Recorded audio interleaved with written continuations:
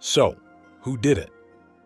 The twins stood in silence, contemplating their answer to their mentor's question concerning the burnt book on the floor. I'm not mad. I just want to know. They had heard that phrase too many times before meeting him to believe it.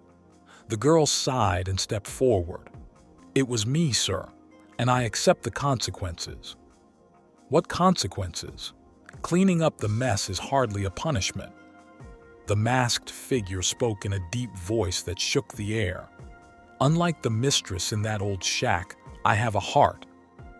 The orphanage where the twins grew up was like a pit that smelled as if it had been buried under a mass of old fish for 2 years.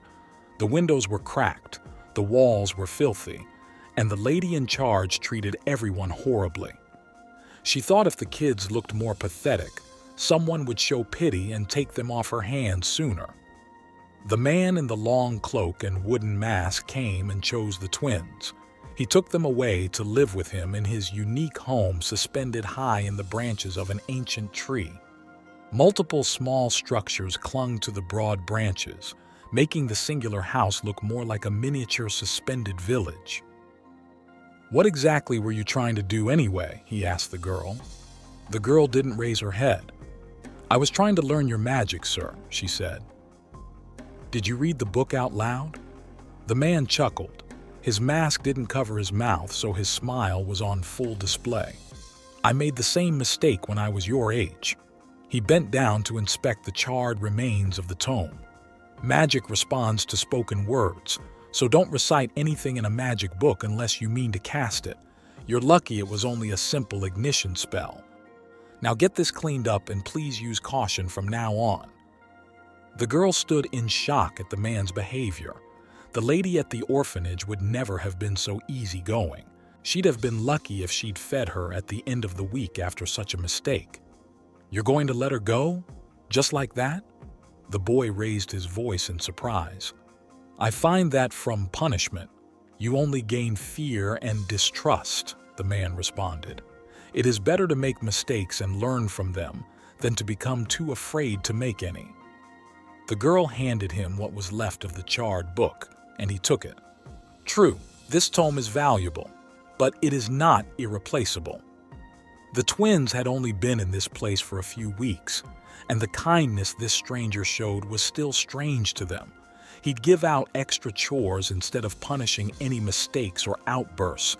He fed them regularly, and he'd even teach them things they couldn't dream were true.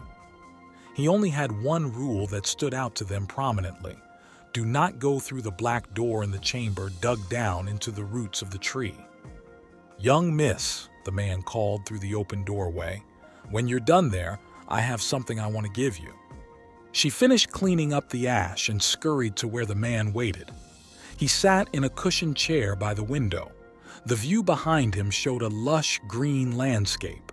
A few small leaves fluttered down to the ground far below. "Fetch me that red orb from that shelf." He pointed toward the far wall. The girl hurried to obey. She grasped the orb carefully as she returned to the man's side. He took it and gave it 2 quick shakes. The red dust inside danced for a mesmerizing minute. "What is it?" the girl asked. "This stores spells. You can cast into it to keep magic ready for later use. This old one is currently empty and I'd like you to have it." "Me? Your brother hasn't shown any interest in magic. I am very glad that one of you did. I shall teach you more in the fullness of time, but this is a good start to practice with." The man adjusted his mask and heaved himself from his chair. "Now, what do you say to some dinner?" After dinner, the girl's brother pulled her aside into their room. "You still trust this man?" he asked her in whispers. "Do we have any good reason not to? He's been treating us far better than that old lady did. We have a roof over our heads. Our bedroom is warm. There are no rats in our pillows." "And we've never seen his face," he exclaimed, waving a hand in front of himself. "We know nothing about him, other than he lives in the woods, far away from everyone else. And I saw how the lady reacted to seeing him. She looked afraid of him." The girl hesitated. Her brother never trusted the masked man who claimed them, but with the way he'd been treating them, the girl never saw reason to doubt him. And what could he be hiding behind that door? Those words set her off. No, he was very stern about that door. We cannot go in there. I bet he's hiding the bodies of all the other kids he killed off in there. I've never even seen him go in there. The girl wanted desperately to defend the man's reasoning. Why shouldn't they trust a man who'd been treating them so well? Maybe he's locked up something he's afraid of? Her brother huffed and spun around. Whatever, I'm going to find out what's down there. The girl froze. She wanted to protest, but the sheer terror of her brother's claim blocked any words from escaping her mouth. He left the room and sneaked around a corner. The girl shook her head to clear away the shock. She darted to the door and looked down the hall. Her brother was nowhere to be seen, so she spun around to find the man. Thankfully, he was snoozing in his lounge chair in front of the big window. No one liked to get woken up rudely, but this was too urgent. The girl grabbed his arm and shook him while calling his name. The man shouted as he startled awake. "What is it? What's wrong?" "My brother's going into the cellar," the girl shouted urgently. "He's going to go through the black door." "But you both promised me—" "I'm not lying, sir." The girl shook as he cried out. "He said he doesn't trust you. He thinks you're hiding something horrible behind there, and he wants proof."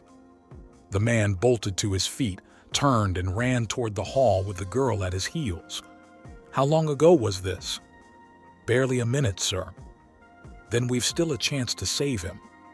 The girl's eyes widened. Save him? So there was something dangerous down there? The door leading to the dark chamber below the tree stood wide open. The boy's screams filled the small space. The man quickened his pace down the curved staircase. All the air rushed down through the dark opening as if a massive creature took a deep breath. The girl staggered into the man's back and they both fell to the floor below. Old bottles rattled in their shelves as the wind continued to roar through the closed space, barely masking the boy's screams for help. The boy clung to one of the pillars supporting the upper floors, his feet and legs pulled toward the darkness beyond the black door. The wind continued to swirl and suck inward with a horrible speed. The man got to his feet and began reciting a spell. The girl didn't understand the words, some advanced magic beyond her comprehension. An orb formed in the man's hand, a radiant light shining from inside. He pulled back and tossed the orb, full force, at the door. Right before the orb reached it, the boy's grip gave in, and he was quickly pulled into the darkness. The orb shattered against the shadows and the door swung shut. The sound of a latch engaging was the last before total silence. The girl was too afraid to respond. The man cursed and slammed his fist against the wall with a force that splintered the woodwork. "What?" the girl stuttered. "What happened?" The man turned slowly, his breath audibly shaking, either in frustration or pain. "He's gone." "What? What do you mean he's gone? Where is my brother?" "He's in a place no mortal was ever meant to reach." He hobbled over and helped the girl to her feet. "One of us could go rescue him, but we'd need equipment that I don't yet own in order to come back." "Is he all right?" Tears welled in the girl's eyes. The man took in a sharp breath and sighed. "Honestly, I don't know." "But you're a wizard, aren't you? I thought wizards knew everything." "I may be a wizard, but I'm still only human. There's still much even I don't understand." He turned his head to look at the door. "That place is one of them." He looked down at the girl again and removed his mask. The girl stared in shock and awe at the man's face, covered in more scars than skin. The man locked eyes with her. "You'd better get to your magic studies. I may need all the help I can get to save him."